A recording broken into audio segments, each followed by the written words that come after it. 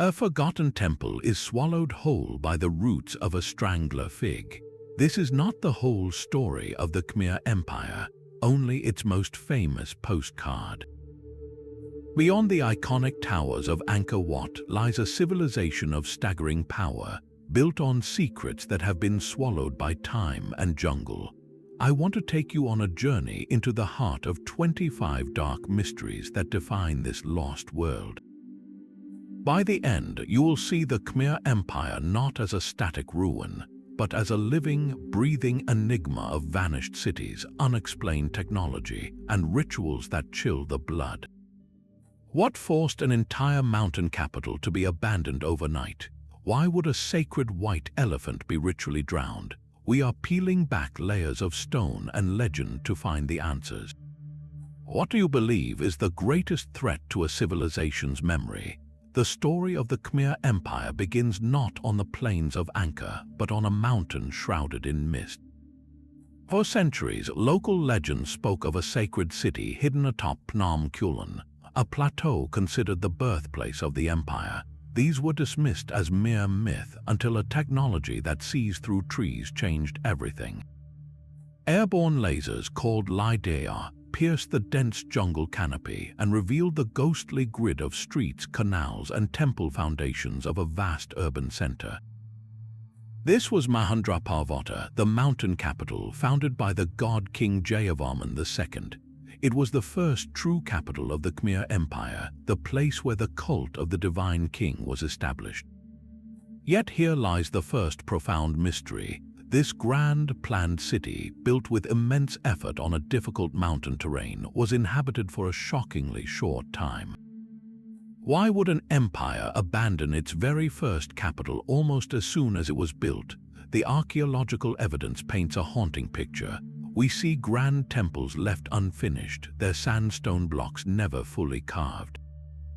We see a sophisticated network of canals and reservoirs, but no signs of a large, sustained population.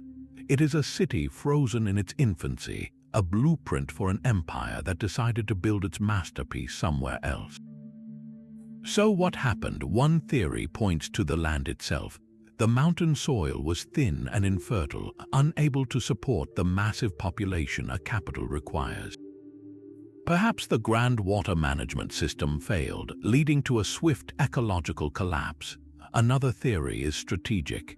Jayavarman II may have always intended the mountain to be a spiritual birthplace, a secluded stage for his divine coronation, before moving his court to the more practical and fertile plains below to truly rule. But local folklore whispers of a darker possibility, a sacred curse that made the mountain an unfit place for mortal kings. The truth is, Mahendraparvata stands as a profound statement of impermanence. It shows us an empire that could conceive of greatness, build its first draft in stone, and then simply walk away, leaving a ghost city for the jungle to reclaim. What does such an abrupt abandonment tell us about the pressures facing this civilization from its very first breath? That mountain capital was just the first act in a grand spiritual design. Scattered across the Khmer landscape, from the heart of Angkor to the farthest provincial outposts, archaeologists kept finding strange, small structures. They are simple brick towers, barely large enough for a single person to stand inside, and they are all nearly identical. These are the so-called fire shrines, and their sheer number and uniformity point to a systematic, empire-wide ritual that remains deeply mysterious. Their official purpose is tied to the Devaraja cult, the worship of the god king as a living embodiment of the Hindu god Shiva. At the center of this worship was the linga, a cylindrical stone pillar representing Shiva's creative force. Each fire shrine likely housed such a linga, consecrated in the name of the reigning king. But the dark mystery lies in what actually happened inside these cramped, smoky chambers. Were they merely sites for the symbolic offering of fire and water, or did they host something far more intense? Some scholars believe these shrines were focal points for royal ancestor worship, where the spirits of past kings were invoked to bless the realm. This connects to a chilling possibility, the theory of symbolic human sacrifice. We know from inscriptions that the Khmer practiced a ritual called the sacrifice of the self, where a devotee would offer their own identity to merge with the divine. In a fire shrine, this might have involved a priest or royal officiant entering a profound trance state, perhaps aided by sacred fumes, to symbolically die and be reborn as a conduit for the king's divine power. The confined space, the heat, the smoke, all would have amplified this terrifying psychological journey. Furthermore, the precise placement of these shrines is no accident. They appear to follow a pattern of sacred geomancy, acting as spiritual anchors to bind the land itself to the king's authority. Imagine a vast, invisible web of power stretched across the empire, with each brick tower a node pulsating with ritual energy. The ceremonies within, whether meditative or extreme, were not private devotions. They were a form of spiritual infrastructure, a continuous recharge of the divine mandate that held the kingdom together. So the next time you see a simple, ruined brick tower in a Khmer site, ask yourself, what echoes linger in that empty space? What was the true cost of maintaining a god-king's connection to the cosmos? That invisible web of spiritual power required a physical anchor of unimaginable scale. Deep in the remote forests north of Angkor, a king decided to build his own version of the cosmic mountain, and he did so with a terrifying ambition. This is Koh Ker, the empire's capital for a brief but explosive 2 decades in the 10th century. Its heart is Preah Khan, a towering 7-tiered pyramid that looms over the jungle, a stark departure from the elegant, gallery-lined temples of Angkor.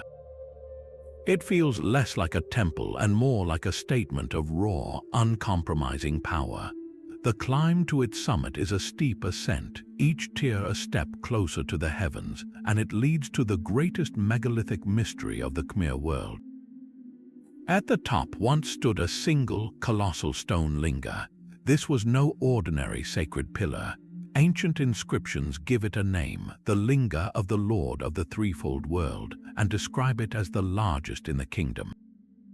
Based on the massive pedestal that remains, scholars estimate this single block of sandstone weighed over 50 tons.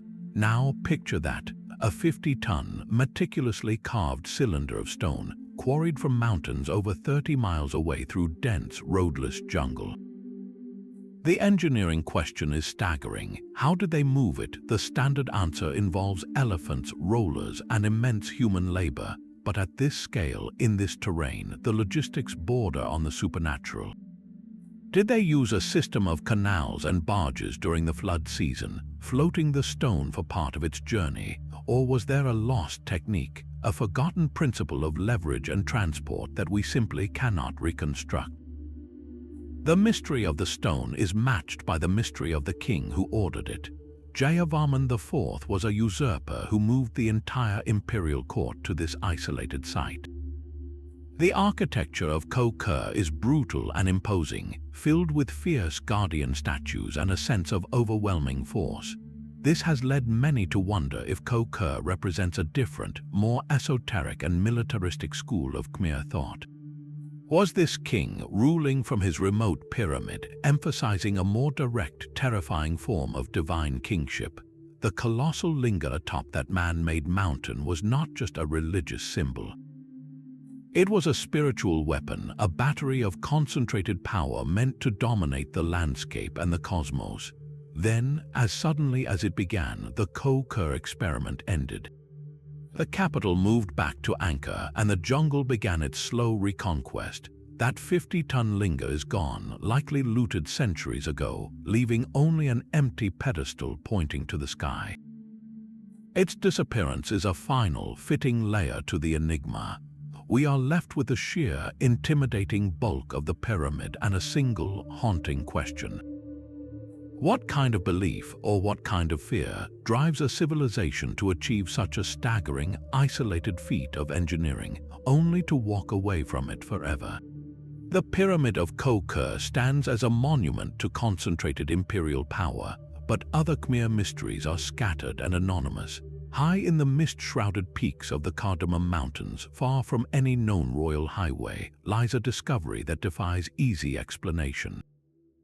Hundreds of massive stone jars, some taller than a person and weighing several tons, are scattered across remote mountain ridges. They are carved from local sandstone with a rough, utilitarian craftsmanship, lacking the intricate carvings of Angkor. They sit in silent clusters, often on steep slopes with breathtaking views, and they are utterly alone. No grand temples stand beside them. No foundations of houses or markets have been found. It is as if these giant vessels were placed here by giants or by a people who wished to leave no other trace. Their purpose is one of Southeast Asia's most enduring puzzles. The most persistent theory is a funerary one. Were these jars the urns of a lost mountain culture holding the cremated remains of the dead? The isolated, elevated locations would make sense as sacred burial grounds. Yet excavations have yielded little human bone evidence to conclusively prove this. Other suggestions point toward survival rather than death. Could they have been massive storage containers for rice wine or rainwater, serving as way stations for ancient traders navigating these arduous mountain routes?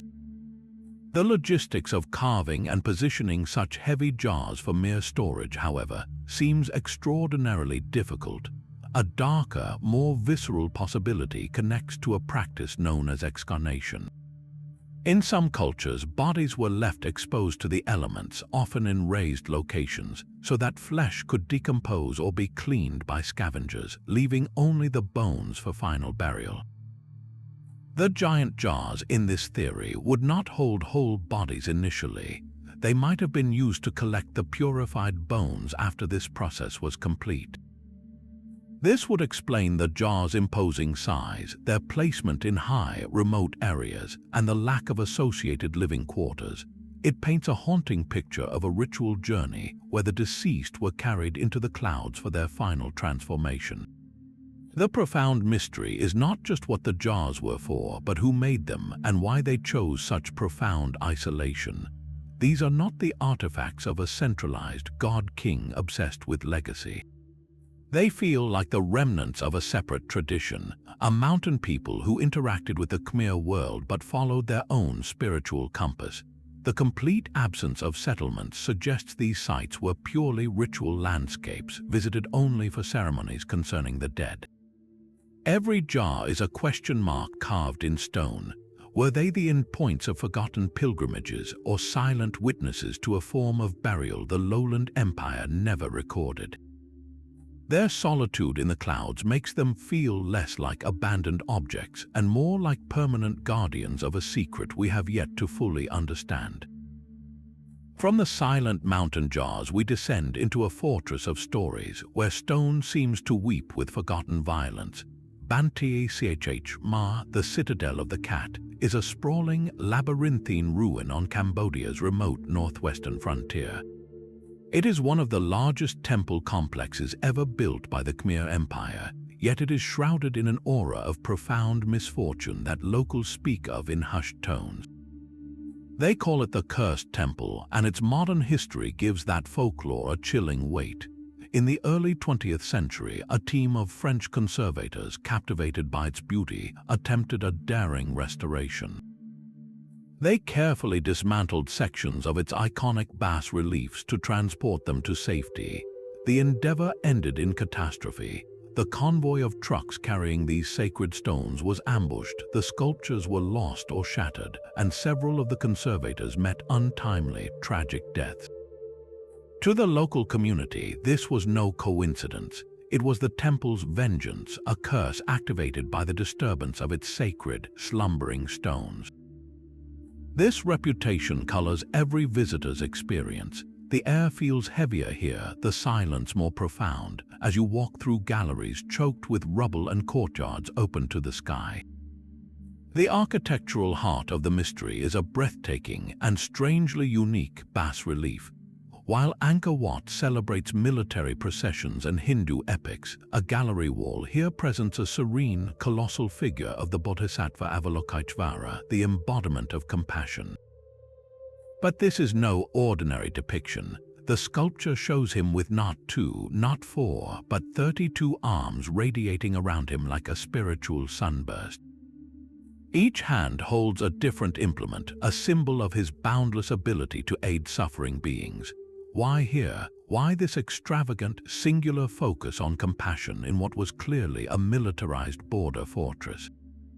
The temple's massive laterite walls are fortified for war, suggesting Banteay Chhmar was a last bastion, a final defensive stronghold against incursions from the west.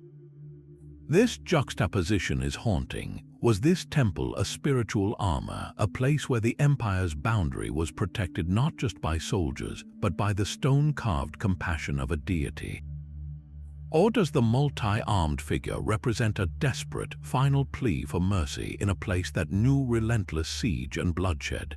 The curse, then, may not be supernatural magic.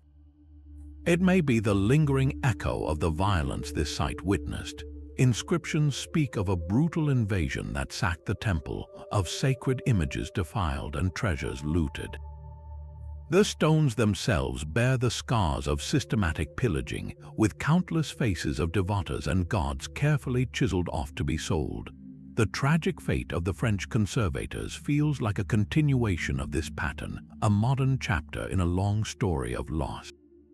So is Banteay Chhmar truly cursed? Perhaps the curse is simply history's shadow, the palpable residue of a place that served as both a sanctuary of profound compassion and a stage for repeated human cruelty.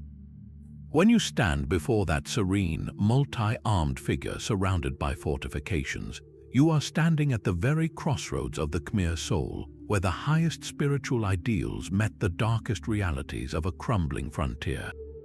What echoes do you think are still trapped in those fallen stones? But the stones of Banteay Chhmar are not the only ones guarding secrets. Some of the empire's most profound mysteries do not rise toward the sky, but plunge deep into the earth. Beneath the iconic temples we walk upon, hidden from the sun, lies a second, shadowy world of tunnels and subterranean chambers. These are not natural caves. They are man-made labyrinths engineered with the same precision as the temples above, and their true purpose has been swallowed by darkness. At the sprawling monastic complex of Preah Khan, for instance, archaeologists have mapped a network of narrow, vaulted passages running beneath the central sanctuary. They are too cramped for grand processions, yet their construction is too deliberate to be mere foundations. Local legends have long spoken of secret tunnels connecting major temples, escape routes for kings and priests in times of siege. Could these be the physical proof? The idea is compelling. Imagine a royal procession not under the open sky, but moving unseen through the cool, silent earth from one holy site to another, shielded from both the sun and any watching eyes. This points to a sacred, perhaps esoteric purpose. These tunnels might have been used for initiation rituals, where a spiritual seeker would symbolically descend into the underworld before emerging, reborn, into the temple's inner sanctum. The journey itself, through pitch blackness and confined space, would have been a terrifying and transformative psychological trial, yet there are darker, more practical possibilities. Could these underground networks have served as secure prisons for high-status captives, or as clandestine meeting rooms for court intrigues too sensitive for the light of day? They would be perfect for hiding state treasures or forbidden religious artifacts during periods of upheaval. The most grounded theory, however, ties back to the Khmer genius for water management. Some tunnels may have been sophisticated drainage or water diversion systems, regulating the sacred reservoirs above during the violent monsoon floods. But not all subterranean spaces are so easily explained. Modern explorers, armed with laser scanners and courage, have ventured into these unstable depths. They describe a world of crushing silence where the weight of centuries presses down, and a single wrong step can dislodge ancient stones. The air is thick and still, and the beams of their headlamps illuminate only more darkness ahead. These expeditions are fraught with danger, not from supernatural curses, but from very real collapse. Each tunnel raises more questions than it answers. Why build with such effort in a space no one was meant to see? Was the empire's spiritual power not just broadcast upward toward the gods, but also channeled downward into the very body of the earth? Every step into these labyrinths feels like an intrusion into a private, hidden dimension of Khmer belief, a dimension where light was forbidden and secrecy was sacred. What truths do you suppose were only ever whispered in that absolute dark? The hidden tunnels beneath the temples speak of secrets kept in darkness, but the empire's most dazzling treasures were created to blaze in the light. The Khmer were masters of bronze, an art form that reached breathtaking heights. We know this from the rare surviving statues, like the sublime portrait of King Jayavarman VII discovered at Angkor Wat. Cast using the lost wax method, it captures a serene, introspective humanity that stone alone could never convey. This technical mastery presents us with a glaring, golden absence. Historical records and temple bas-reliefs depict a world shimmering with gilded bronze. Palaces were adorned with golden window frames, towers were capped with gleaming finials, and sacred halls held life-sized statues sheathed in gold leaf over bronze. This was not mere decoration, it was a visual manifestation of the god-king's divine radiance, a way to literally make the architecture shine with spiritual power. Yet today, almost none of this splendor remains. Where did it all go? The disappearance is so complete it feels like a systematic erasure. The most likely culprit is metal itself. Bronze is valuable, reusable material. During the long periods of conflict and decline that followed the empire's peak, these sacred objects would have been the first targets for looters and conquering armies. A gilded statue is not just art, it is wealth. It could be melted down into coinage or, more darkly, recast into weapons.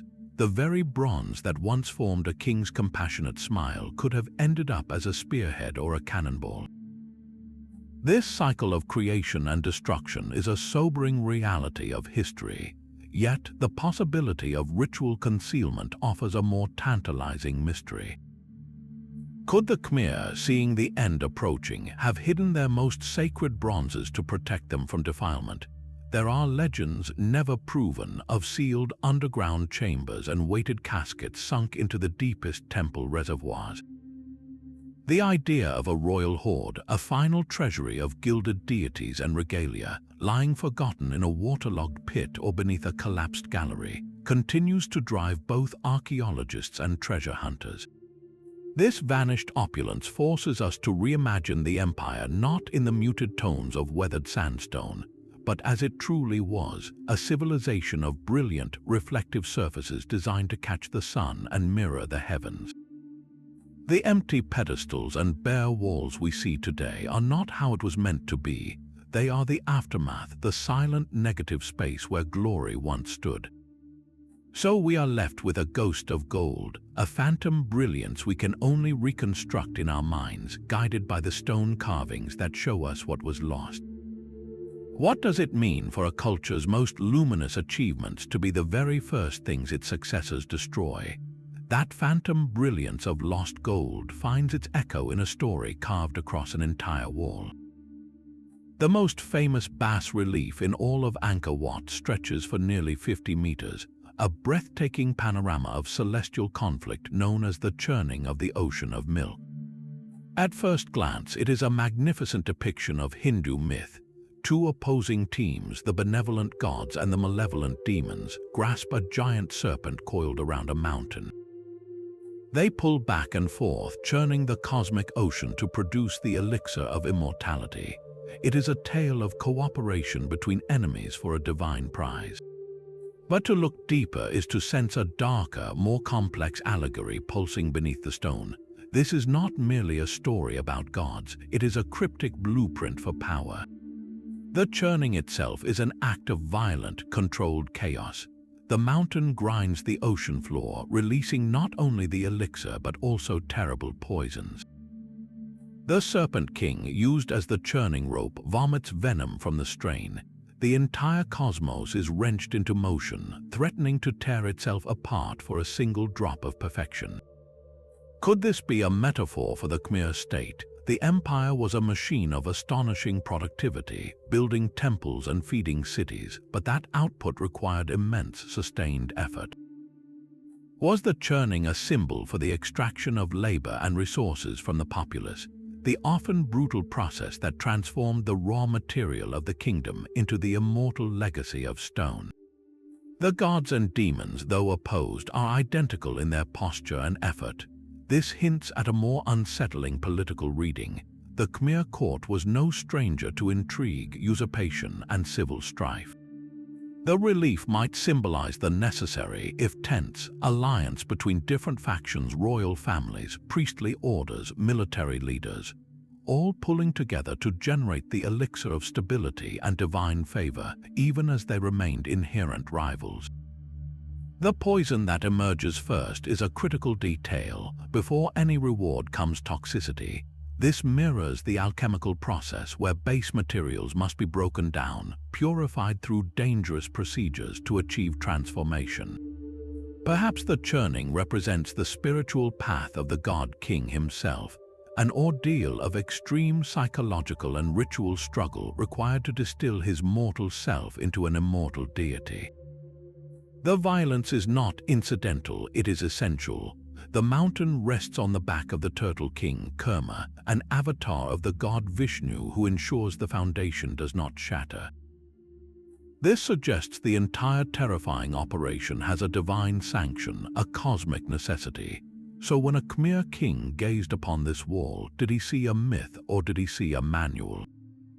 A justification for the immense strain his projects placed upon the land and the people, framed as a cosmic duty. The elixir, when it finally rises, is swiftly claimed by the gods, with the demons tricked and denied. The message for the empire's subjects would have been clear and stark.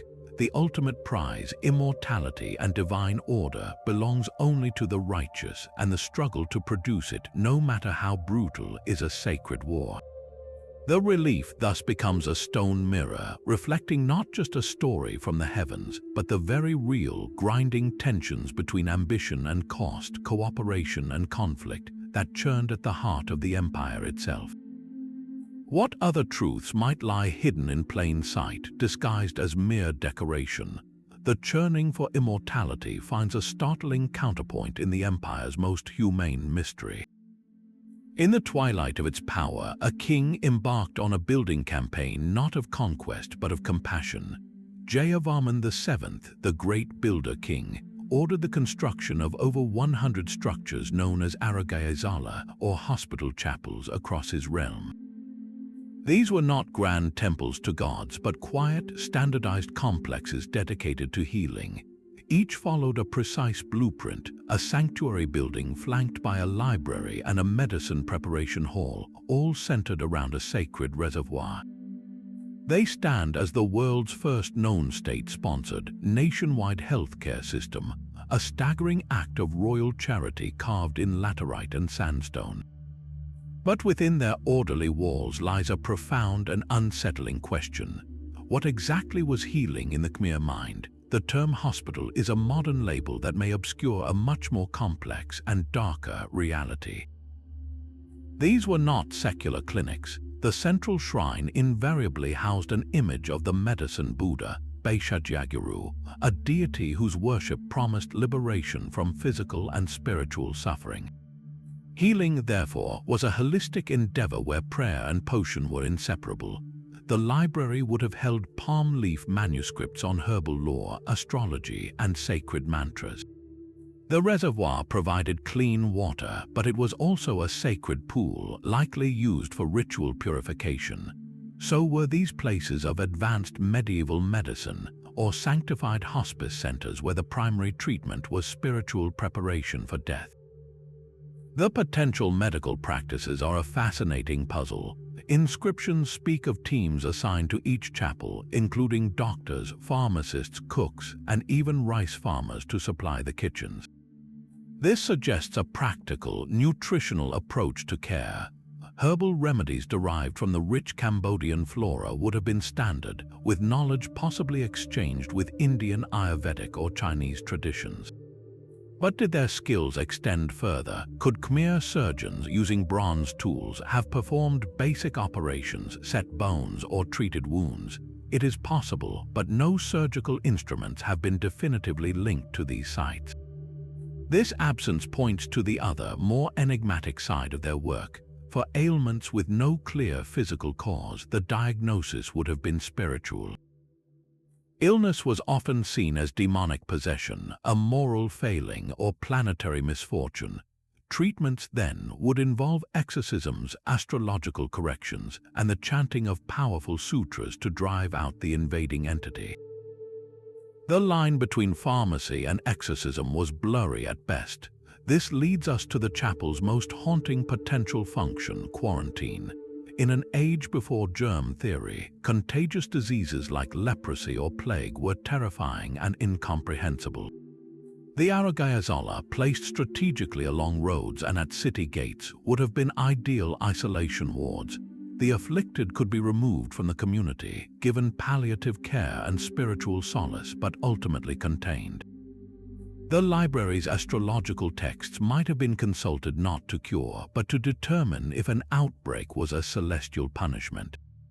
The darker implication is that these places of compassion could also have been sites of profound fear and stigma, where the hopelessly ill were sent to spend their final days separated from their families, their bodies and souls treated in tandem for maladies no one understood. Were some treatments experimental blends of herb and magic that caused more harm than good? It is a chilling possibility. The serene face of the medicine Buddha gazing out from each chapel thus holds a double meaning. It is a promise of mercy, but also a silent witness to the limits of an empire's knowledge. Jayavarman VII sought to heal the physical suffering of his people, but in doing so, he may have built a network of beautiful, well-intentioned prisons for the incurable, where medicine and prayer waged a quiet, often losing battle against the darkness of disease. What does it say about a civilization that its most advanced response to suffering was to enshrine it?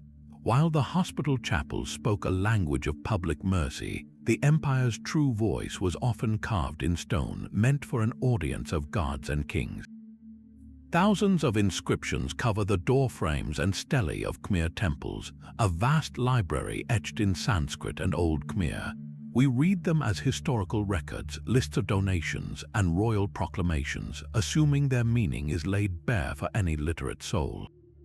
But what if these texts are not just records but riddles? What if, hidden within the elegant poetry and legalistic formulas, are secret codes meant to safeguard the empire's deepest mysteries? The sheer volume of text is a mask. While many inscriptions are straightforward, others are layered with a complexity that suggests a second purpose. Certain recurring, highly stylized phrases praising the king's divine attributes might function as more than flattery. Could they be cryptographic keys? A specific sequence of words, when understood by a trained priest, might reveal a different meaning entirely, like a cipher that redirects the reader to a hidden chamber or a forbidden ritual text. The placement of the inscriptions themselves is suspiciously deliberate. They are not random graffiti, but carefully positioned on specific doorframes, lintels, and foundation stones. Some scholars propose that the distribution of these texts across a temple complex could form a kind of three-dimensional map, guiding an initiate through a spiritual journey from the profane outer walls to the sacred inner sanctum, with each inscription acting as a directional marker and a test of knowledge. Others see a temporal code. The dates and astronomical references embedded in the texts might not just commemorate an event, but could be aligned to mark important celestial cycles, turning the temple itself into a stone calendar. The most tantalizing clues, however, are the undeciphered symbols that occasionally appear alongside the script. These are not the familiar, beautiful letters of Sanskrit. They are odd geometric shapes, unique sigils, or stylized animal forms that appear in no known lexicon. Are they royal monograms, symbols for specific esoteric teachings, or perhaps markers for a completely lost language used by a secretive priestly class? This points to the inscription's ultimate function, control. Literacy was power confined to the Brahmin elite and the royal court. By encoding knowledge within the very monuments that define the state, the empire could hide its most sensitive secrets in plain sight. A treaty with a rival kingdom, the precise recipe for a sacred alloy used in temple bronzes, or the details of a heretical ritual that challenged the official state religion, all could be recorded for posterity but rendered harmless to the uninitiated. The stone would remember, but only the chosen few could understand. Imagine a high priest running his fingers over the cool sandstone, reading aloud the public decree of a king's generosity, while in his mind he decodes a second, silent message about a coming purge of rival nobles or the location of a concealed royal tomb. The inscription becomes a shield protecting dangerous knowledge behind a wall of sanctioned text. This transforms every temple from a simple archive into a locked vault. The information is there, enduring for centuries, but the combination has been lost. We are left staring at these elegant carvings, understanding the words but perhaps missing the music, the hidden frequency on which the empire's true secrets were broadcast. What profound truths about their science, their politics, or their darkest fears might still be waiting, patiently etched in stone, for someone to finally crack the code? The stone codes of the empire often pointed toward a single, overwhelming purpose: the protection of sacred wealth. No site embodies this purpose more completely or more mysteriously than the sprawling, ruined city of Preah Khan. Its very name means sacred sword, and it was founded as a grand victory monument by Jayavarman VII to honor his father. But this was far more than a temple. It was a walled city within a city, a self-contained universe that functioned as a bustling Buddhist university, home to over 1,000 teachers and a vast library of knowledge. The true treasure of Preah Khan, however, has always been whispered about in two forms, one tangible, one intangible, and both are shrouded in the coils of legend. The stories are persistent and detailed. They speak of immense physical wealth, of golden statues, jewel-encrusted ritual objects, and palm leaf manuscripts inscribed with gold lettering, all hidden away for safekeeping. Given the temple's role as a royal foundation and a major administrative center, such a treasury would not be surprising. The legends, however, add a supernatural guardian. They claim the treasures are protected by the Nagas, the powerful serpent deities of Khmer mythology. These are not mere snakes, but intelligent, often shape-shifting beings associated with water, fertility, and profound magic. In the tales, the Nagas coil in the deepest, most inaccessible subterranean chambers beneath the temple, or they inhabit the murky waters of the surrounding moat, standing eternal vigil over the king's sacred hoard. This idea of serpentine guardians transforms the temple from a building into a living trap, its labyrinthine galleries and collapsed passages designed to confuse and deter any thief not blessed by the gods. Modern explorations have fed this mystery without solving it.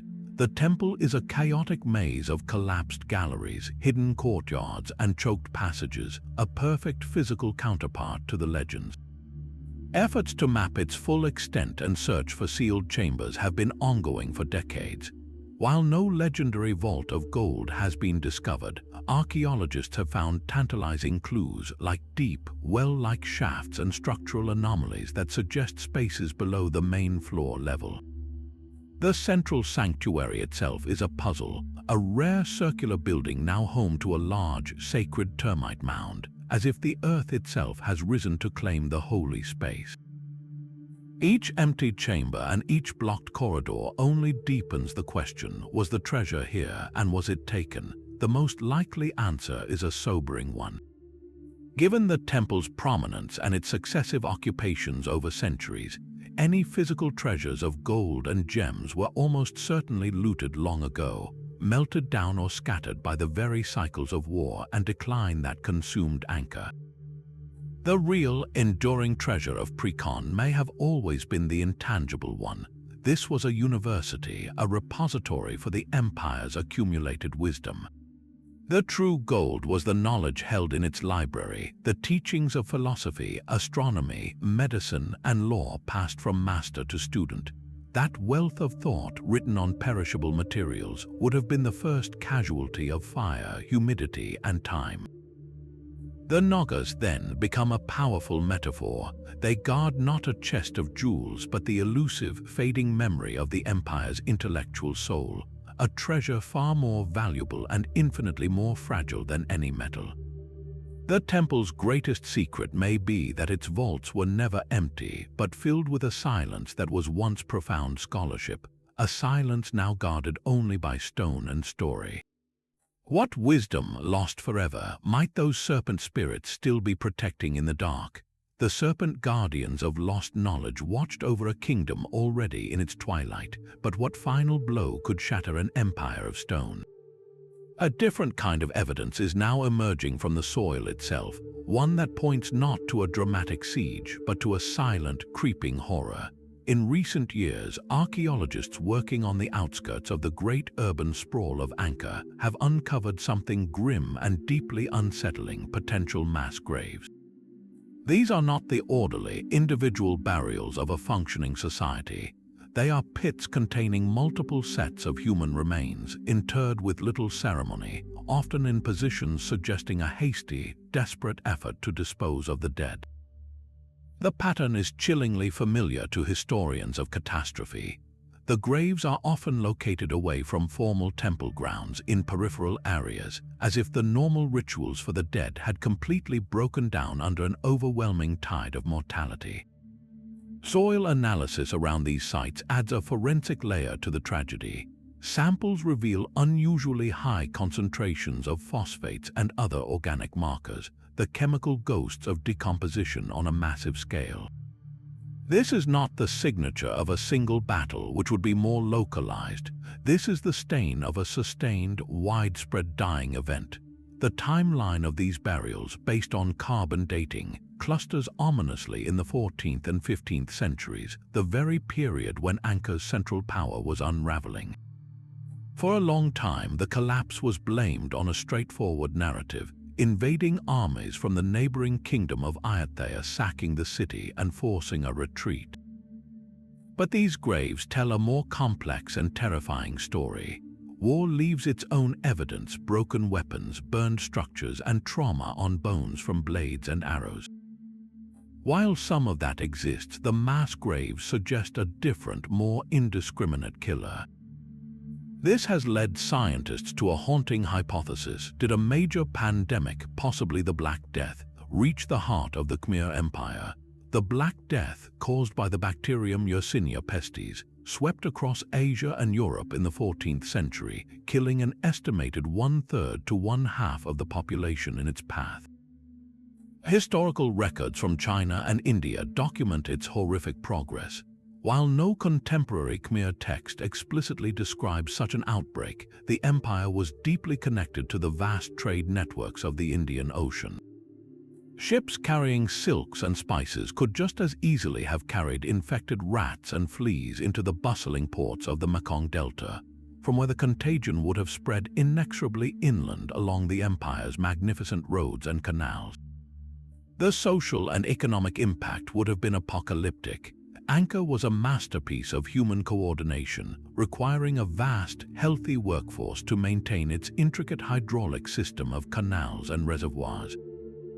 Imagine the chain reaction of collapse. First, the disease strikes, killing farmers, engineers, and priests alike. The survivors, stricken with grief and fear, flee the crowded urban centers, abandoning their posts. Without constant maintenance, the life-giving water network silts up and fails. Rice paddies dry out or flood uncontrollably. Famine follows pestilence. The social contract, held together by the god-king's divine mandate, shatters when the king himself and the entire priestly class meant to intercede with the gods appear powerless against an invisible enemy. The state's ability to organize labor for temple building or defense evaporates overnight. In this light, the mass graves are not just pits of bones, they are the archaeological signature of a total systems failure. The empire did not just get conquered, it may have been hollowed out from within, its population and its very organizational soul consumed by a force it could neither see nor understand. The invading armies from Ayutthaya, then, may not have been the cause of the fall, but the final actors arriving on a stage already cleared by tragedy. They would have encountered a weakened, depopulated, and spiritually broken landscape, a magnificent stone skeleton waiting to be claimed by the jungle. This bioarchaeological angle forces us to confront a profound and unsettling possibility. The Khmer Empire's greatest monument may not be Angkor Wat, but its own fragility. The same global connections that brought it wealth and ideas may have also delivered its doom, a microscopic passenger on a trading vessel that ultimately toppled a civilization of gods. What does it mean when history's turning point is not a king's decision or a soldier's sword, but the silent, relentless multiplication of a bacterium in the bloodstream of a society? The silent horror of mass graves speaks of a society unraveling from within, but some stones were designed to speak to the heavens alone. Deep in the jungle, a temple sleeps in a state of breathtaking surrender. This is Beng Melia, a place often called the jungle twin of Angkor Wat, yet it feels like its shadow self.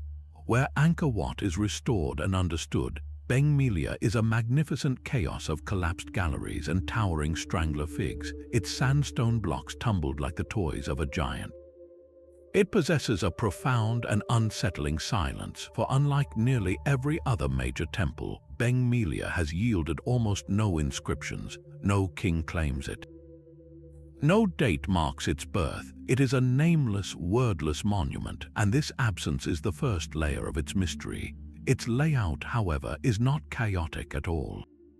Beneath the overwhelming green entanglement, the ground plan reveals a structure of immense scale and precise symmetry, a classic Khmer temple mountain design meant to represent the cosmic home of the gods. But the axis on which it is built deviates from the norm. While Angkor Wat is famously aligned to capture the rising sun on the spring equinox, a celebration of solar order and the Hindu god Vishnu, Beng Melia's central alignment points elsewhere. Scholars measuring its orientation have found it does not correspond to any major solar event.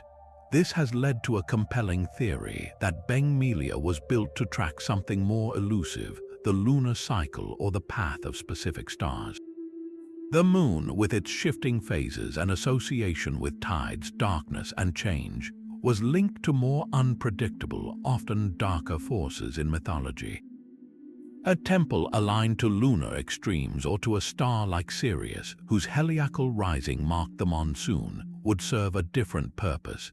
It would be a place to observe and perhaps appease the celestial mechanics of chaos, to ritually navigate the unpredictable forces of flood, fortune, and fate.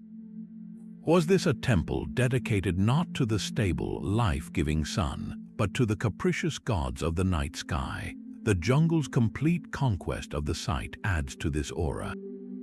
It feels intentionally abandoned, as if its power was too potent or its purpose too transient to maintain. One possibility is that it was a royal project started during a period of political instability and simply never finished, its patron king deposed or its resources diverted. Yet the sheer grandeur of what was completed argues against a simple abandonment. Another, more haunting idea is that Beng Melia was always meant to be a ritual site, not an administrative center. Its remote location and lack of commemorative text suggest it was a stage for ceremonies that were meant to be secret, or perhaps so tied to a specific, passing celestial phenomenon that once the moment was gone, the temple's primary function was complete. Imagine priests gathering in its now collapsed galleries on a night when a particular star kissed the horizon of its central tower, performing rites to ensure a good harvest or to ward off omens of disaster.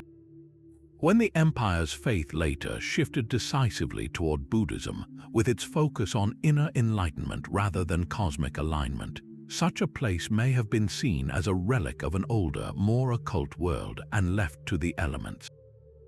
Beng Melia, then, stands as a stone question mark. It is a precision instrument for measuring the sky, built with imperial ambition, yet discarded to the gentle, relentless embrace of roots and rain. Its silence is not an accident but a feature.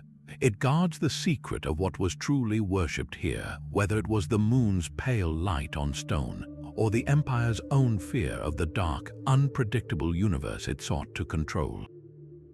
The silent, star-aligned stones of Beng Melia may have been a place to commune with forces beyond the sun, but for the Khmer, the most immediate supernatural forces were much closer to home.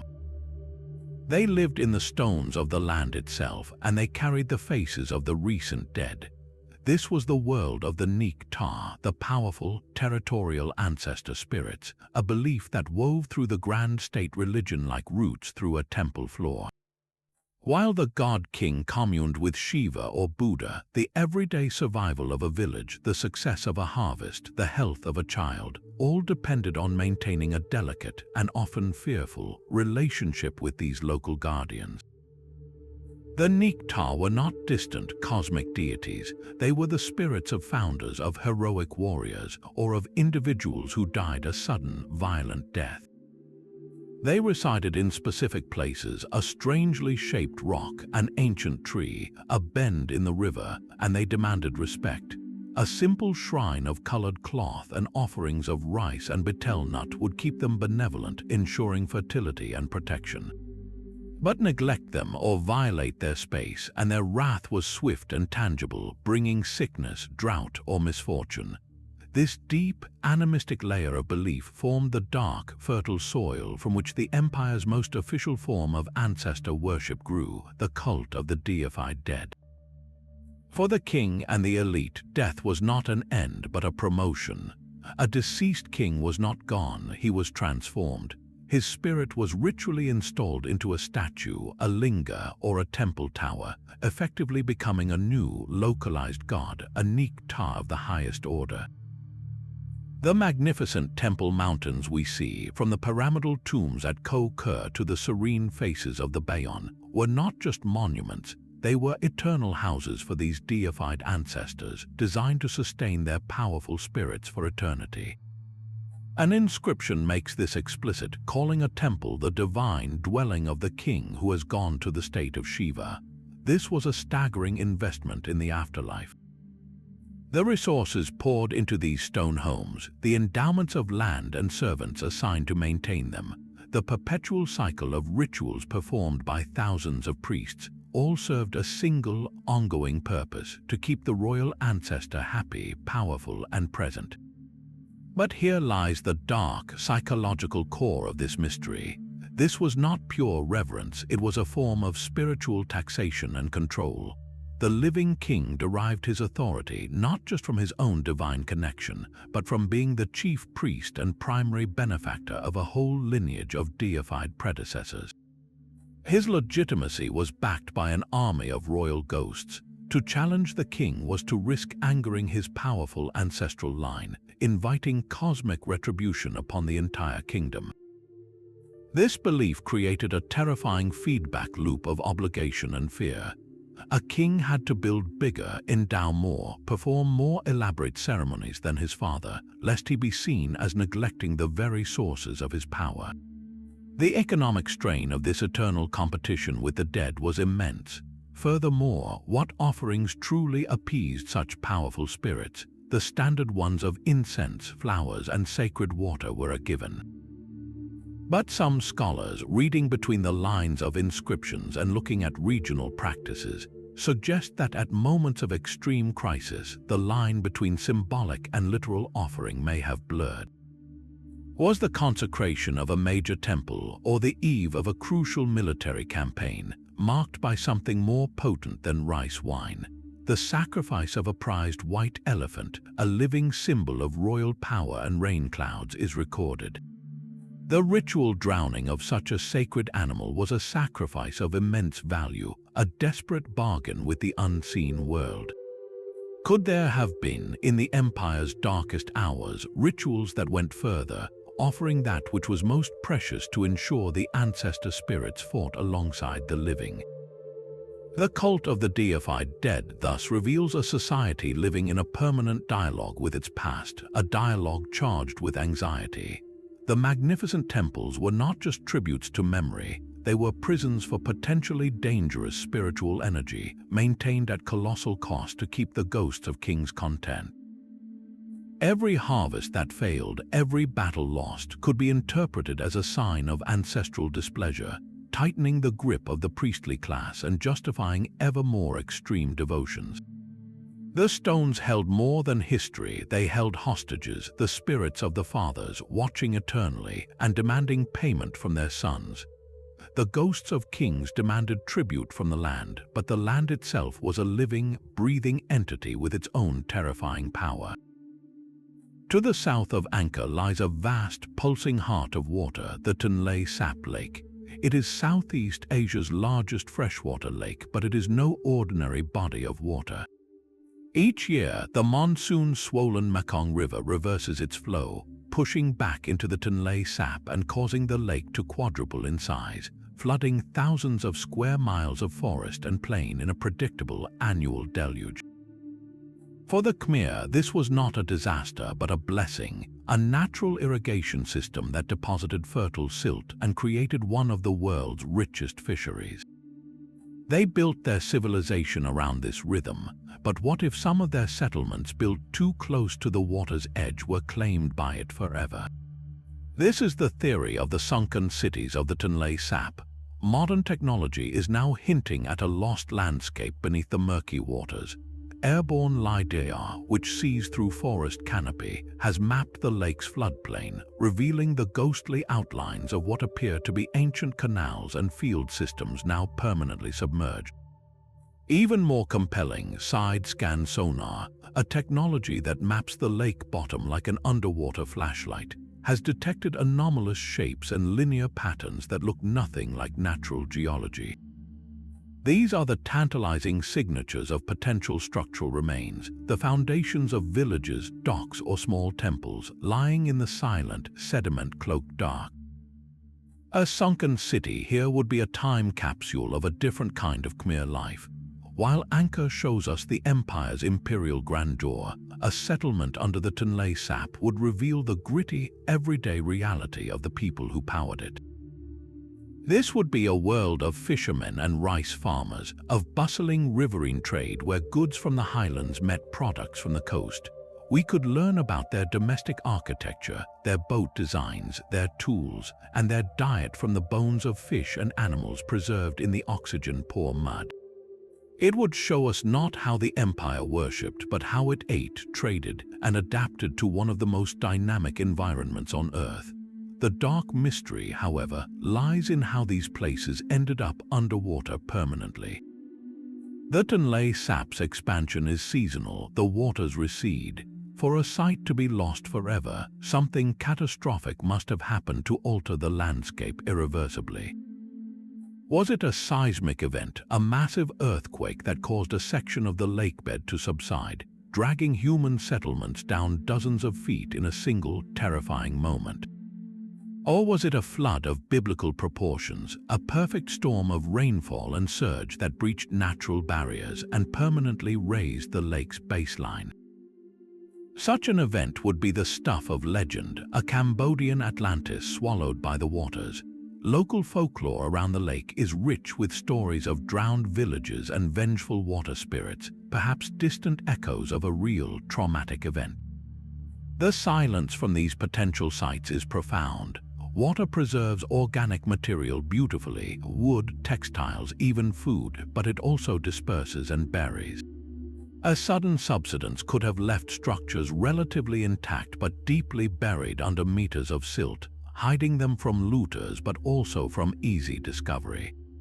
If such a city exists, it holds a record not of the empire's collapse, but of its daily heartbeat, suddenly stilled by an environmental catastrophe no one saw coming. What stories of resilience and sudden loss are sealed beneath that fertile, tea-colored water, waiting for the right technology to finally listen? The sunken cities of the Tonle Sap speak of a world shaped by water, but the empire's architects also built fortifications against a more insidious tide of evil. Look above the entrance of almost any Khmer temple, and you will find a face staring back, a face of pure, distilled ferocity. This is Kala, the demon of time, often depicted as a monstrous head with bulging eyes, flaring nostrils, and a gaping maw that seems to swallow the lintel stone itself. Flanking the doorways below stand the Devarapalas, massive stone guardians frozen in a permanent, intimidating stance, their hands resting on mighty clubs. These are not decorative flourishes, they are the empire's spiritual security system, a form of architecture as apotropaic magic, designed to repel evil before it could cross the sacred threshold. The word apotropaic comes from the Greek for turning away, and that was their precise function. They were scarecrows for malevolent spirits, their terrifying visages meant to frighten off any unseen force that meant harm to the sanctity within.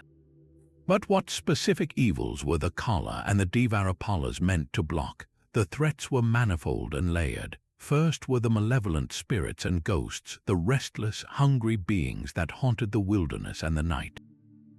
In a belief system where the landscape was alive with unseen entities, the temple was an island of pure, ordered divine energy that had to be protected from chaotic, polluting influences. Second were human enemies, not just invading armies, but anyone with ill intent. The psychological impact of passing beneath the glowering face of Kala between the towering, armed Devarapalas would have been profound. It was a clear message: you are entering a space under divine protection, and any hostile thought or action here would bring cosmic retribution. The third, and perhaps most subtle evil, was spiritual corruption itself, the slow decay of sacred energy through neglect, improper ritual, or impure thoughts.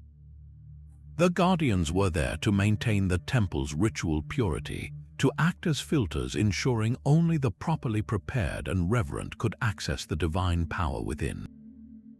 Yet these stone sentinels were likely more than passive symbols. There is compelling evidence that they were believed to be actively empowered, brought to life through consecration rituals. Imagine the ceremony, priests chanting sacred mantras, anointing the stone eyes of the Kala with holy water and pigments, perhaps even placing precious gems or metal amulets within a cavity in the statue's head. This ritual activation would have transformed the statue from a representation of a guardian into a vessel for an actual protective spirit. The temple, in this view, becomes a spiritually fortified castle. Its walls are not just physical barriers but psychic ones, its gateways guarded by entities that exist in both the material and spiritual realms. The intricate lintels above the doors, often depicting gods triumphing over demons, were not just stories. They were spells in stone, constant visual reinforcements of the cosmic order that the temple embodied and that the guardians were sworn to uphold. This transforms our understanding of moving through a Khmer temple. It was not a simple walk. It was a passage through layers of spiritual defense, each doorway a checkpoint where evil was turned back and the devotee was purified by the very act of passing under the guardian's gaze. The silent, staring faces were the last line of defense for a civilization that believed its survival depended on maintaining a sacred, protected space in a world teeming with unseen dangers. What must it have felt like to trust that these stone eyes were truly watching? The stone guardians watched over gateways that would soon lead to empty halls. As the 14th century waned, the inscriptions that once detailed every royal deed and donation begin to falter, then stop entirely. The final century of the Khmer Empire is a twilight realm, a historical fog where the god-kings become ghosts in their own story. We know their names from later chronicles, figures like Ponhia Yat or Soryavong, but their reigns are outlines without substance. The grand stone library of the empire falls silent. This silence is the first clue to the ultimate mystery, the fate of the last Khmer kings. Why would a civilization so obsessed with recording its divine legacy suddenly lose its voice? The most immediate theory is one of brutal subjugation. By the mid-15th century, the rising Siamese kingdom of Ayutthaya was exerting overwhelming pressure from the west. Historical accounts from Siam suggest that after a major sack of Angkor, they installed puppet rulers on the Khmer throne. These would have been kings in name only, stripped of the resources to build temples or commission inscriptions, their primary role to legitimize the extraction of tribute and slaves for their overlords. A puppet king cannot claim to be a Divaraja, a god on earth. The entire ideological foundation of Khmer power, the cult of the divine king, would have crumbled into a hollow performance. How could a monarch controlled by a foreign power claim to be the axis of the universe? The ritual infrastructure of fire shrines and ancestor worship would have become a tragic farce, draining what little remained of the kingdom's wealth and morale. But external control is only part of the story. The silence also hints at internal chaos. With the central authority of Angkor weakened, provincial governors and military commanders likely turned into warlords carving out their own petty domains. The last kings may have been mere pawns in a continuous, bloody game of coups and assassinations within a shrinking, paranoid court. A king who reigns for only a few months before being overthrown leaves no time to carve his legacy in stone. This cycle would have shattered the continuity that was the empire's lifeblood. If the living king is constantly being replaced, who maintains the temples of the deified ancestors? The spiritual contract between the people and the crown would have been irrevocably broken. The people's loyalty would have shifted to local strongmen and the ever-present Nikta spirits, who at least offered a more immediate form of protection. Then there is the most enigmatic possibility of all, a voluntary abdication of the sacred city. Some scholars point to a gradual but deliberate shift of the capital southeastward to areas like Phnom Penh, which offered better access to maritime trade as the seafaring economy grew in importance. This theory suggests the last kings were not chased out but strategically withdrew, leaving a depopulated and spiritually exhausted Angkor to the jungle. But could a god-king simply walk away from the cosmic mountain, from the stone homes of his divine ancestors? To do so would be an admission that the entire theological and architectural project of centuries was now obsolete. It would represent not just a political retreat but a profound ideological surrender. Perhaps the final kings were not puppets or victims, but pragmatic rulers who saw the old model was dead and chose survival over symbolism. The ultimate fate of these final rulers is lost to us. Did the last king to sleep in the palace of Angkor Thom die peacefully in his bed, or was he dragged from it in the night? Was there a final, unrecorded battle at the gates of the Bayon, or a quiet, mournful procession south under a moonless sky? The jungle does not answer. Their forgotten ends personify the collapse in its most intimate form. It was not just an empire that fell, but an idea, the belief that a man could be a god, and that stone could make him immortal. The silence of those final years is not an empty void. It is the sound of an entire worldview dissolving, leaving only the wind in the galleries and the slow, patient growth of roots through cracks in the throne room. What does a king become when there is no one left to believe he is divine? The forgotten fate of the last kings leaves us with a silent throne, but one royal ritual was recorded with chilling specificity. On the eastern bank of Angkor, a vast, rectangular reservoir stretches toward the horizon, its stone steps descending into placid water. This is Esra Esrang, the royal bath, a place of serene beauty that may have been the stage for one of the empire's most paradoxical and unsettling ceremonies. Inscriptions and local lore whisper of a ritual that seems to defy all logic, the deliberate drowning of a sacred white elephant in its depths. To understand the gravity of this, you must first understand the elephant's status.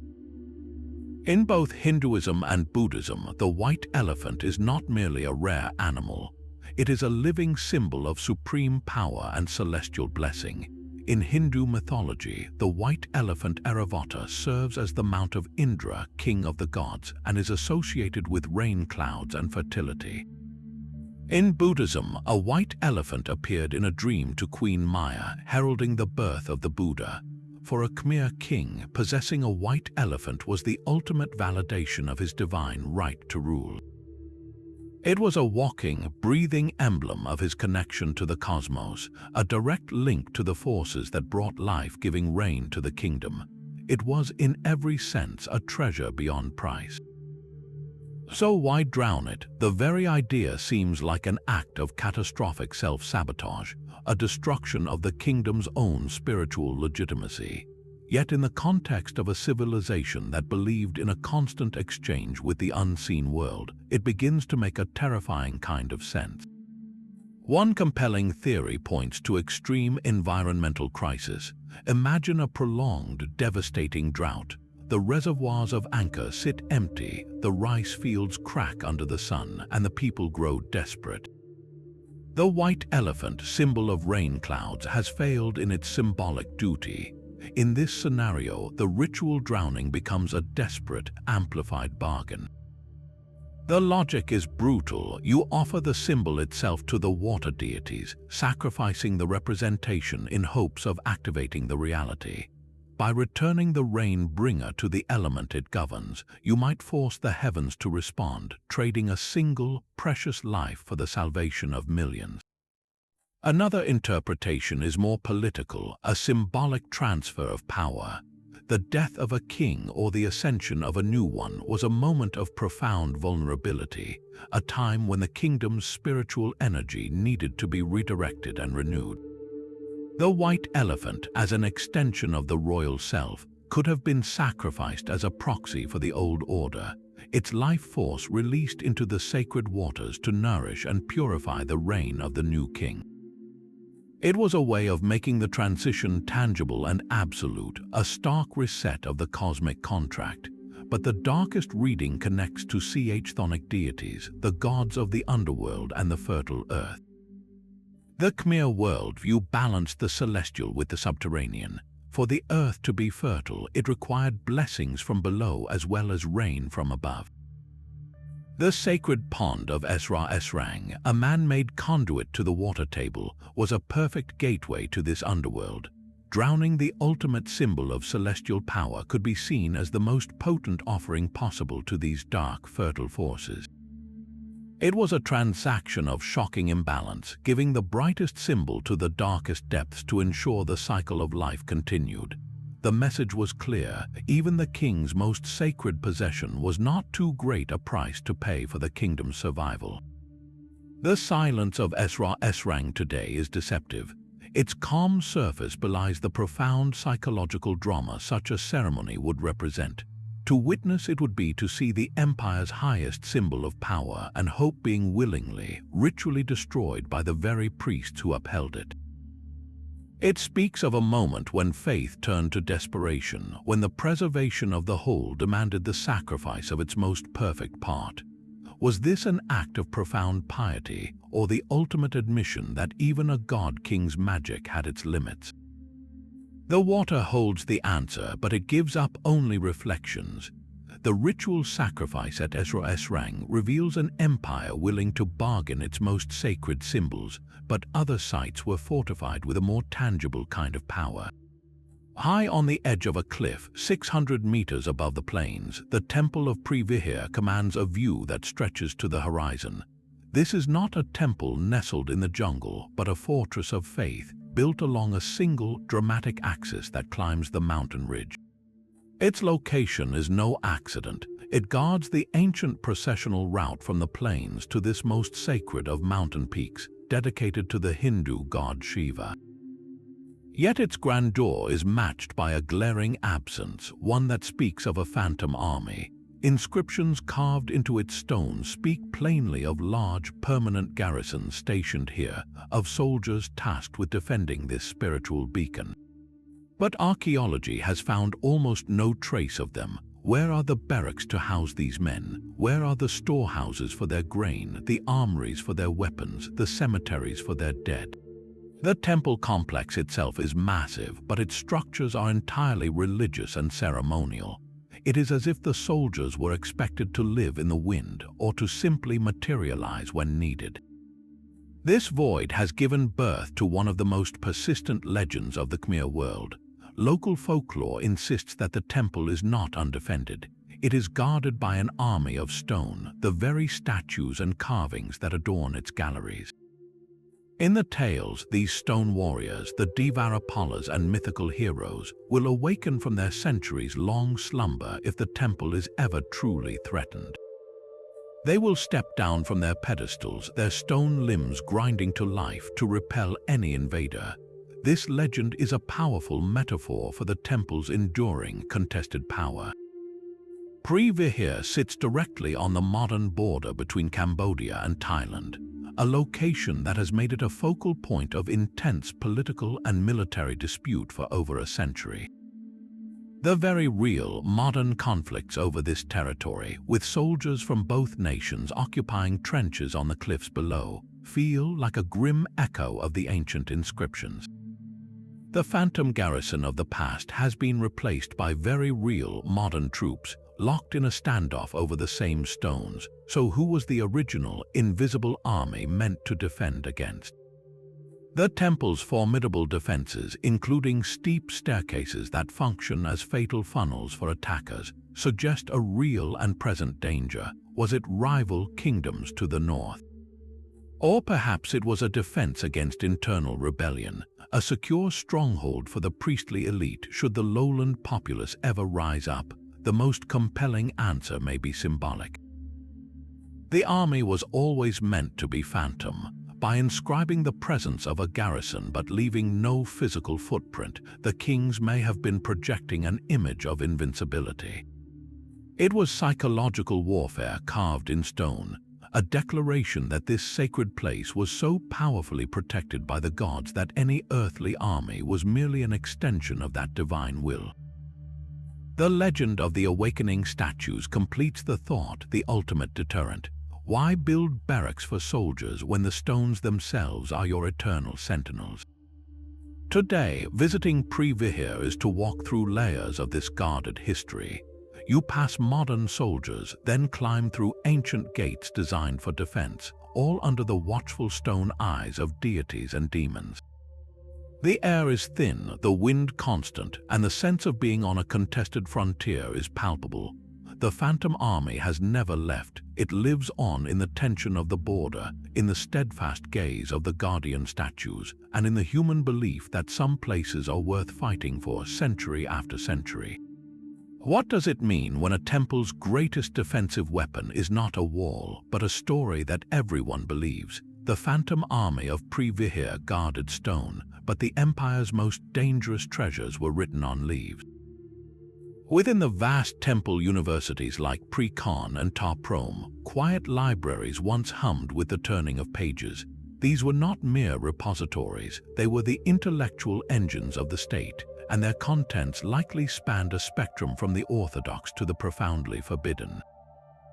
We know some halls held the sacred Tripitaka, the Buddhist canon, copied meticulously by monks seeking enlightenment. But other shelves, shrouded in more shadow, might have held texts that would make a modern historian's heart race. Think of detailed treatises on astrological warfare, timing invasions by the movements of planets. Consider manuals of sacred alchemy, detailing how to alloy bronze with specific metals to capture the essence of a god in a statue, or recipes for ritual incense that could induce visions. There could have been codices on geomancy, explaining how to lay out a city to harness telluric energies, or scrolls on statecraft so ruthless they were only shown to crown princes. This was potentially a library of applied power, where spirituality, science, and politics were not separate subjects, but intertwined strands of the same cosmic knowledge. The complete and utter disappearance of these libraries is a historical black hole. The silence is absolute. Not a single intact palm leaf manuscript from these great institutions has survived to the present day. So where did all that knowledge go? The possibilities are each a different kind of tragedy. Perhaps the most straightforward is looting and decay. When the temples were sacked, precious metals and gems were the first prizes, but libraries would have been torched out of spite or ignorance, their fragile pages offering quick kindling. Humidity and insects would have consumed any manuscripts left behind in the abandoned halls within a few decades. yet the scale of the loss feels systematic, suggesting a more active purge. Could orthodox religious reformers, in a shift from one school of Buddhism to another, have deemed older texts heretical and ordered their deliberate destruction? This happened in many cultures, a way to erase the theological past and consolidate new power, or most tantalizing of all was the knowledge hidden. If you were a guardian of secrets seeing the empire collapse, your first duty might be to protect the texts, not the temples. Could there be sealed, waterproofed caches of palm leaf manuscripts treated with sacred oils and resins, buried beneath temple foundations or sunk in the mud of a remote reservoir? The legends of hidden treasure always focus on gold, but the real treasure was always information. A single, intact cache of these texts would be an archaeological discovery on par with finding the Library of Alexandria. It could rewrite our understanding of Khmer medicine, engineering, and cosmology. It might reveal lost histories of rival kingdoms or complex rituals that explain the true purpose of sites like Beng Melia. We might finally read the words of the empire's greatest thinkers, not just its kings, but this also opens a darker door. What if some knowledge was considered too dangerous to preserve? Texts on summoning spirits, crafting poisons, or manipulating the populace through ritual fear might have been deliberately eliminated by the last priests themselves, who chose to let certain arts die rather than let them fall into the wrong hands. The empty library is therefore a double mystery. Its absence is a void that swallows answers, but it also stands as a monument to the empire's final, desperate act of curation. What they chose not to pass on might be just as telling as what they wrote down.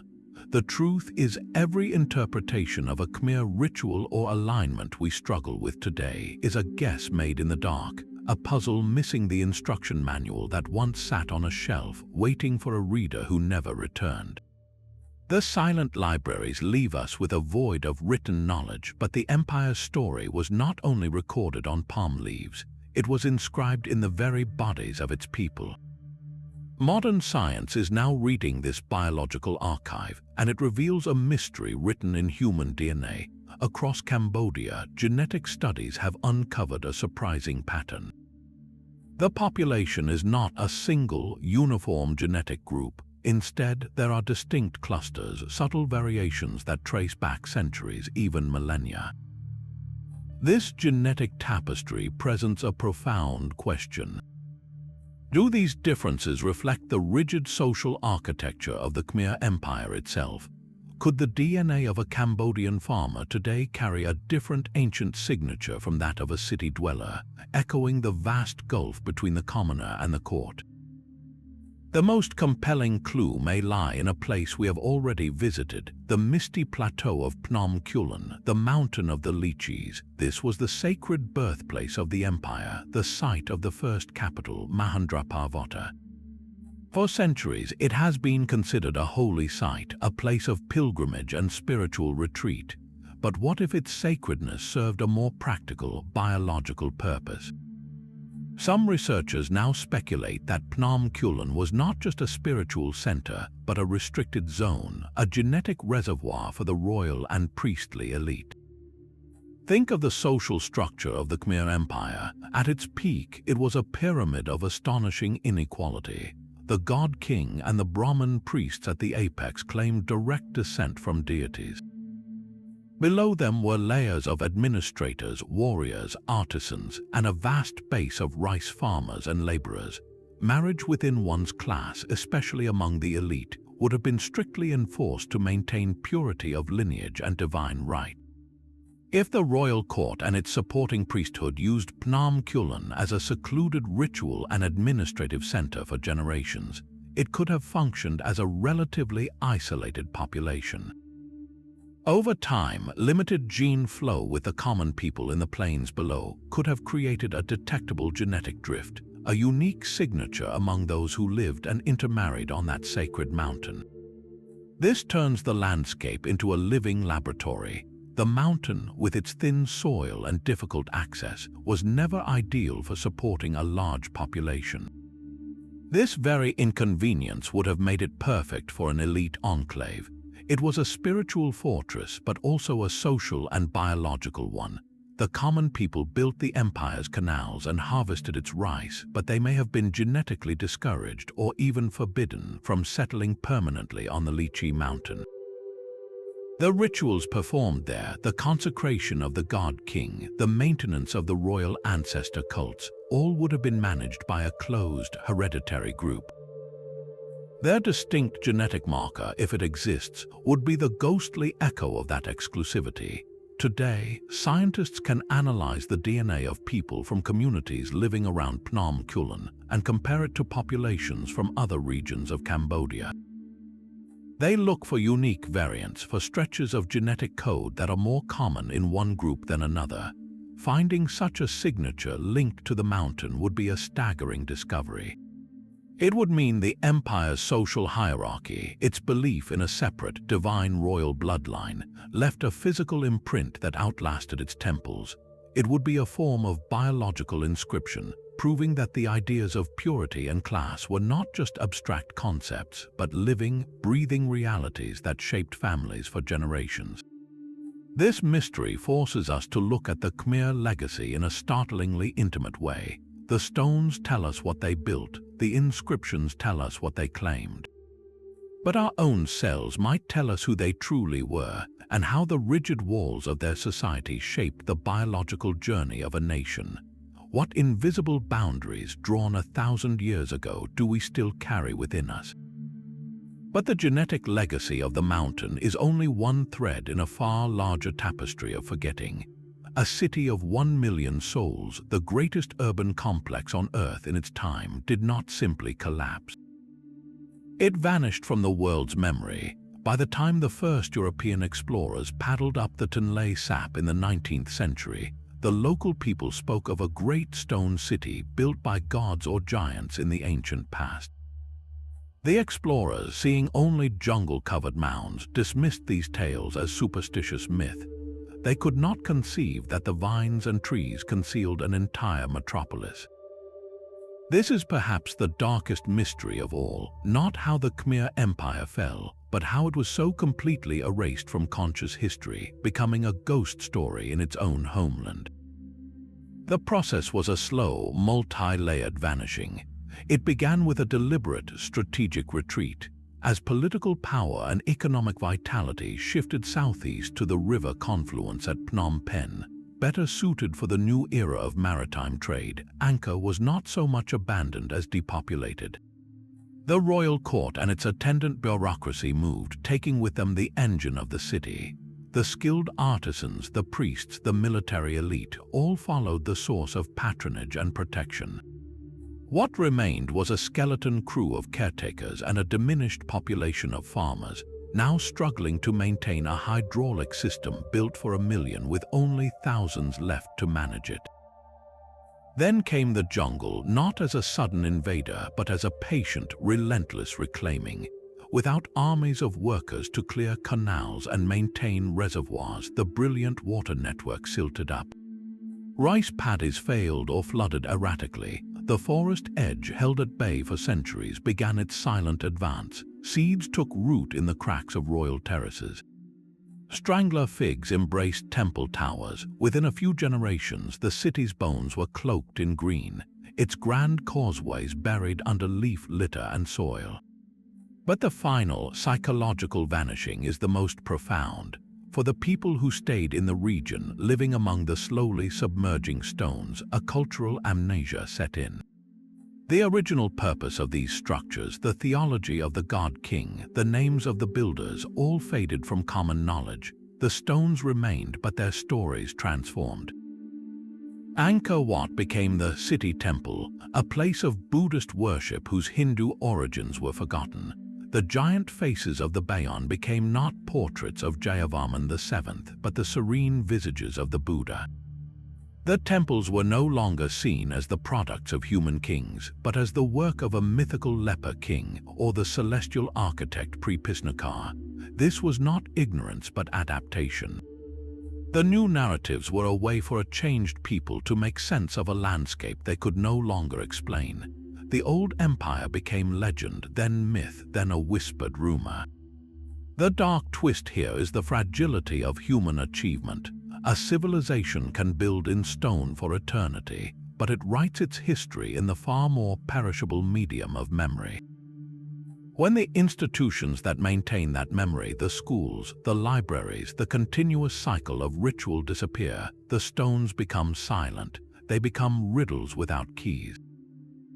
The jungle did not just swallow the buildings, it swallowed the context. Imagine walking through the ruins of a modern city a few centuries after its fall, with no written records to guide you. Would you understand the purpose of a stadium, a subway station, or a skyscraper? You might invent stories to explain them, just as the post-Angkorian people did. This historical amnesia is a chilling reminder. Our greatest monuments are not just physical, they are psychological. They require an active, living tradition to give them meaning. When that tradition breaks, even the grandest city can fade into a phantom. Its true story waiting centuries for someone to look past the myth and see the masterpiece hidden beneath the roots. What other lost cities do you suppose still sleep beneath the earth, their very existence forgotten because the last person who knew their name took that secret to the grave? The whispers of forgotten violence lead us to a threshold, a question that shadows the edges of Khmer spirituality. Among the grand narratives of divine kings and cosmic temples, a darker possibility lingers, one that confronts the ultimate price for sacred power. We must carefully examine the controversial, fragmentary evidence for ritual human sacrifice. This is not about sensationalism, but about understanding the profound extremes of a civilization's belief system. The clues are subtle and disturbing. At a few temple sites, archaeologists have uncovered human remains interred in foundational walls or beneath major gateways. These are not typical burials. The bodies are often placed in a fetal position, sometimes accompanied by ritual objects sealed within the very fabric of the building. This practice, known as a foundation sacrifice, is found in many ancient cultures. The belief was that a life force sealed within the stones would animate the structure, binding it to the spiritual realm and ensuring its permanence. For the Khmer, whose temples were literal bridges to the gods, the consecration of such a bridge with a human soul would have been the most potent offering imaginable. Was this a rare, extreme measure reserved for the most important state temples? The evidence is too sparse to say for certain, but its existence cannot be ignored. The iconography offers more ambiguous yet chilling hints. Scattered carvings depict scenes that scholars struggle to interpret. There are images of bound captives, of deities holding severed heads, and of ritual scenes where the line between symbolic offering and literal act is blurred. In one relief, a figure stands over a prone body with a raised blade, a scene that could represent a mythological beheading from Hindu epics, or it could memorialize a real ritual event. Without accompanying text, we are left to decipher a silent stone language of potential violence. Further context comes from the accounts of neighboring cultures, particularly the Chams, rivals and sometimes subjects of the Khmer. Cham inscriptions and art unambiguously depict human sacrifice, including the decapitation of prisoners of war as offerings to their gods. Given the intense cultural and military exchange between these two empires, it is plausible that such practices, or at least the knowledge of them, existed within the Khmer sphere. Did they adopt them, adapt them, or view them with horror? We simply do not know. It is crucial to differentiate between symbolic mythology and historical practice.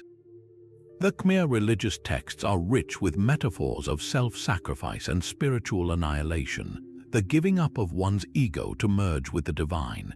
The ritual of the fire shrine, where a priest might symbolically die in a trance, is a perfect example of this. The vast majority of their spiritual architecture was likely consecrated with symbolic offerings, water, incense, precious metals. The idea of systematic, large-scale human sacrifice like that of the Aztecs has no support in the Khmer archaeological record. Yet the foundation burials and the ambiguous art suggest that in moments of extreme spiritual necessity, the symbolic may have crossed a line. The consecration of a king's personal temple, or a structure built during a time of cosmic crisis like a devastating drought or a threatened invasion, might have called for an ultimate, terrible guarantee. This mystery forces us to sit with a profound discomfort. The same civilization that built hospitals and preached compassion also carved images of decapitation and sealed bodies in walls.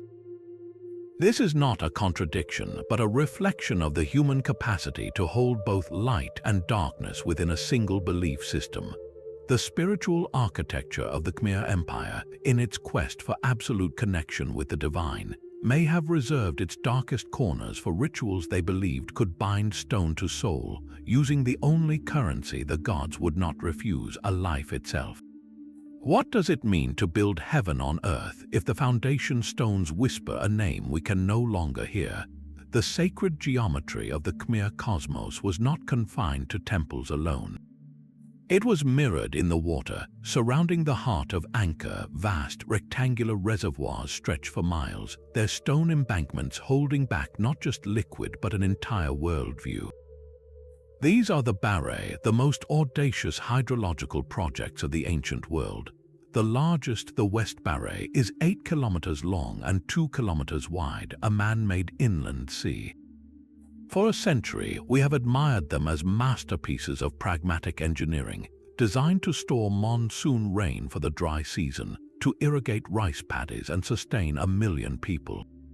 But to see them only as water tanks is to miss their true, terrifying purpose. They were cosmological mirrors. Each Banteay was designed as a precise, earthly replica of the cosmic ocean that encircles the mythical world mountain, Mount Meru. The temple at its center, like Angkor Wat in the middle of the West Banteay, was not just beside the water, it was floating upon a stone-carved reflection of the primordial sea. The water was not merely functional, it was sacred, charged with symbolic power, a liquid conduit between the human realm and the divine. The kings who built these reservoirs were not just storing water, they were capturing a piece of the cosmos and taming it within geometric banks. They were creating a stage where the god-king could literally rule over a miniature universe of his own making. This spiritual function, however, may have concealed a deadly, slow-moving flaw. A new and unsettling ecological theory is now emerging from the sediment cores drilled from the bottom of these ancient Banteay. It suggests that these mirrors of the gods eventually became mirrors of a creeping doom. The problem was one of stagnation. While the Banteay were connected by a brilliant network of canals that could move water in and out, the central, deep basins of these massive reservoirs were essentially still. Water would sit for months, even years, with minimal circulation. In this quiet, sun-drenched environment, algae would have bloomed, died, and sunk to the bottom, decomposing in the oxygen-poor depths. This process alone could have depleted oxygen and released toxic hydrogen sulfide, the rotten egg gas that suffocates aquatic life. But there is a darker possibility. The temples and statues that defined Angkor were not plain stone. They were adorned with pigments, many containing heavy metals like lead, mercury, and arsenic, used to create vibrant reds, yellows, and whites.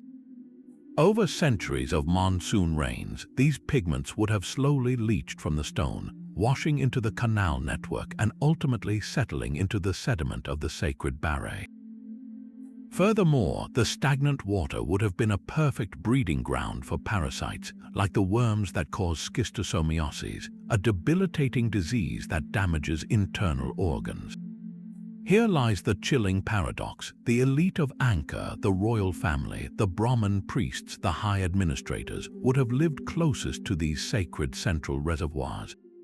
Their palaces and monasteries were clustered around the symbolic lifeblood of the kingdom. They would have used this water not for irrigation, but for their most sacred rituals, for drinking, for bathing, for mixing the holy paste used in ceremonies. If the theory holds, they were slowly, unknowingly poisoning themselves. Imagine a high priest performing the morning ablution, scooping sacred water from the West Baray to purify himself before entering the temple, unaware that each sip carried a minuscule dose of lead or a parasitic larva. The physical symptoms of low-level heavy metal poisoning are insidious: fatigue, cognitive fog, irritability, joint pain, a general weakening of the body and mind. A ruling class suffering from such a decline would make poor decisions, become lethargic, lose the vital energy needed to manage a complex state. The spiritual symbolism would have twisted into a cruel irony. The water meant to purify and connect them to the gods was instead corroding them from within. The cosmic ocean, meant to be a source of eternal order, had become a stagnant pool of slow decay. This would not have caused a sudden collapse, but a gradual enervation, a ruling elite growing physically weaker and mentally clouded over generations, just as the empire faced its greatest external pressures. The Baray, then, stand as the ultimate metaphor for the Khmer Empire's relationship with its environment. They represent the breathtaking ambition to reshape the world into a sacred diagram, and the terrifying possibility that within that perfect geometry, a fatal flaw was quietly multiplying. Did the very heart of their spiritual and hydraulic genius become the instrument of a silent, elite sickness? The sediment cores hold the chemical truth, a potential testament to how the pursuit of cosmic perfection can sometimes sow the seeds of a very earthly decline. The silent poison in the sacred water is a theory of physical decay, but the spirit of the land proved far more resistant. Our final mystery is not carved in stone or written in sediment. It is breathed in the air around the ruins themselves, a living belief that the dark forces of the Khmer Empire never truly left. This is the enduring power of the Nik Ta, the territorial guardian spirits, and the palpable sense of Boremi, a Khmer word meaning sacred power or charisma that clings to the ancient sites. For many modern Cambodians, these places are not just archaeological parks. They are active spiritual landscapes still inhabited by the powerful and often capricious entities of the past. Walk through the forest toward a remote temple like Beng Melia or Ta Prohm at dawn, and you might see something that stops you. At the base of a toppled linga or beside a crumbling doorway, a simple offering has been placed. It is not for tourists. It is a few grains of rice on a banana leaf, a stick of incense burned down to ash, or a bright piece of cloth tied to a root. These are gifts for the Nik Ta of that specific place, an acknowledgement that this stone, this tree, this pool of water is home to a presence. The people leaving these offerings are not reenacting ancient Hinduism. They are practicing a form of spirituality that has flowed unbroken for over 1,000 years, adapting but never forgetting. They believe the builders of these temples, their kings, priests, and even the common laborers who died in the construction, left something of their essence behind. Their spirits became part of the land's Boremi. This Boremi is not always benevolent. It is a neutral, potent force like electricity. It can bless or it can harm. The Nik Ta are known to be temperamental, show respect through a small offering, and they may offer protection, good health, or luck. Disrespect them, however, and their retribution is swift. Take a stone from a temple as a souvenir, relieve yourself against a sacred wall, or speak loudly and crudely within a sanctuary, and you risk attracting misfortune. Locals will tell stories of tourists who ignored the warnings and later fell ill, had accidents, or lost their belongings. These are not ghost stories told for thrill. They are serious advisories about navigating a spiritually charged environment. The belief is so strong that even construction crews working on temple restoration projects will often hold a small ceremony to appease the local spirits before beginning work, asking permission to disturb the stones. This living tradition does something remarkable. It turns every other mystery we have explored from a historical puzzle into a present tense question.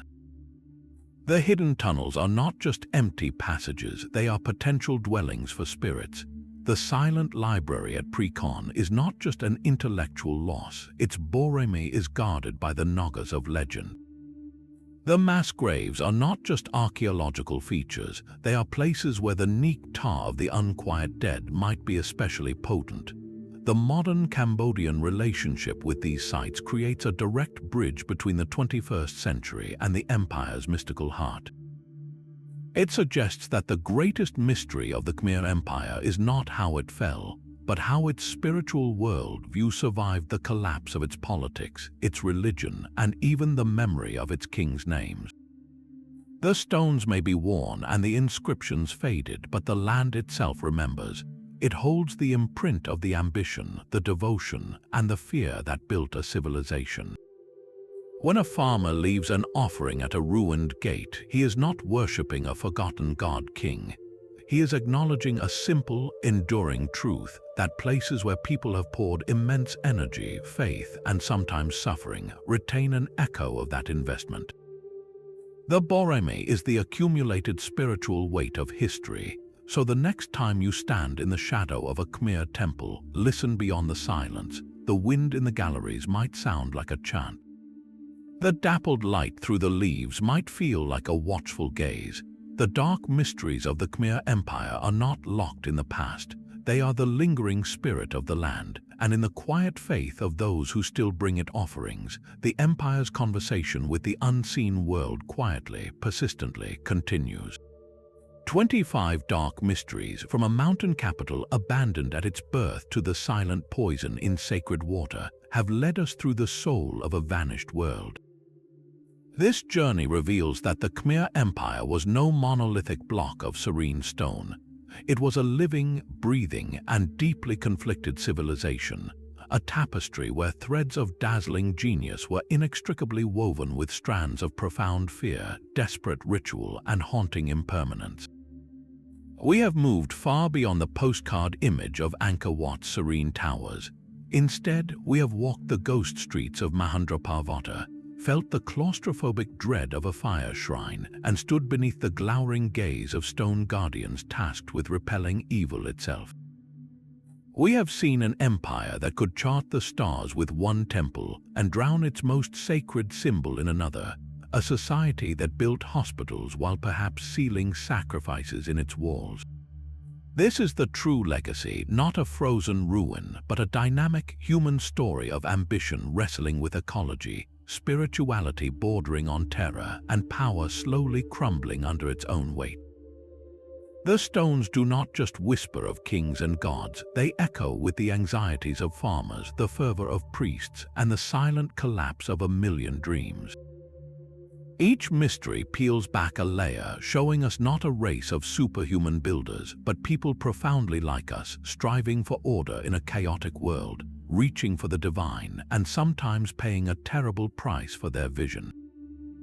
So as the jungle continues its patient reclamation and modern science asks new questions of old bones, one final reflection remains. Which of these 25 mysteries chills you the most? Is it the phantom army of Preah, the silent libraries of lost knowledge, or the quiet, desperate bargains made at the water's edge? And more importantly, what profound secrets do you believe still lie hidden, waiting beneath the Cambodian soil, in the sediment of its lakes, or in the genetic memory of its people? Share your thoughts below, and if you crave more journeys into history's deepest shadows, be sure to subscribe. The past is never truly silent if you know how to live.